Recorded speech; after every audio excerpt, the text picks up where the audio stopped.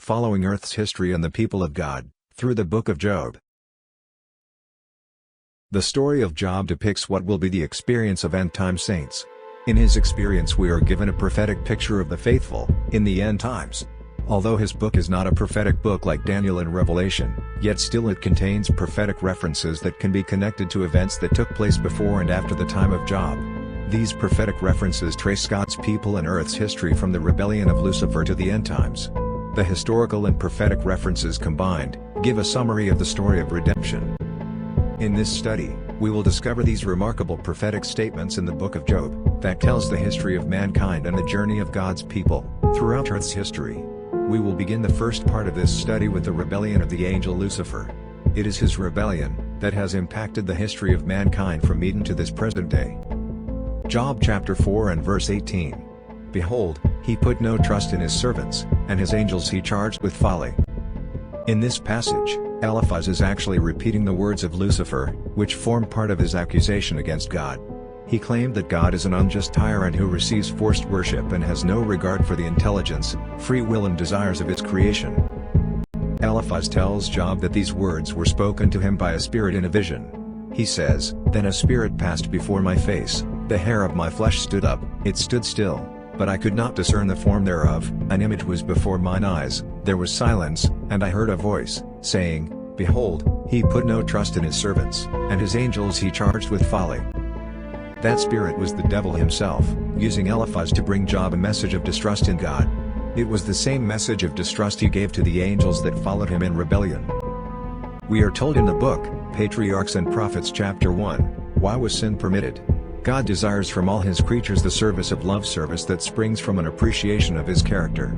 He takes no pleasure in a forced obedience, and to all he grants freedom of will, that they may render him voluntary service. So long as all created beings acknowledged the allegiance of love, there was perfect harmony throughout the universe of God. But a change came over this happy state. Sin originated with him who, next to Christ, had been most honored of God and was highest in power and glory among the inhabitants of heaven. Little by little Lucifer came to indulge the desire for self-exaltation. The scripture says, "Thine heart was lifted up because of thy beauty, thou hast corrupted thy wisdom by reason of thy brightness. Thou hast said in thine heart, I will exalt my throne above the stars of God. I will be like the Most High."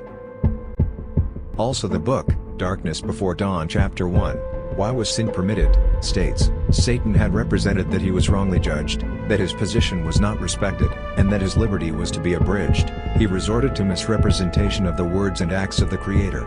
It was his policy to perplex the angels with subtle arguments concerning the purposes of God.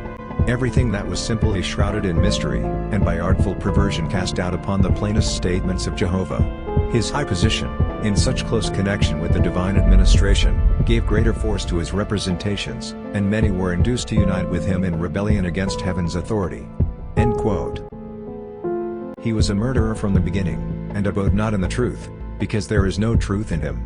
When he speaketh a lie, he speaketh of his own, for he is a liar, and the father of it.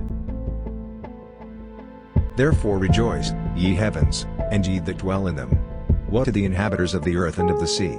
For the devil is come down unto you, having great wrath, because he knoweth that he hath but a short time. As a result of Lucifer falling into sin, he was cast out of his heavenly position. He then found new objects for temptation on the newly created earth. Very early in the history of this earth, the righteous man Job became a victim of this ongoing controversy between good and evil. In the book of Job, we can trace the fall and struggles of humanity, from creation to the second coming of Jesus.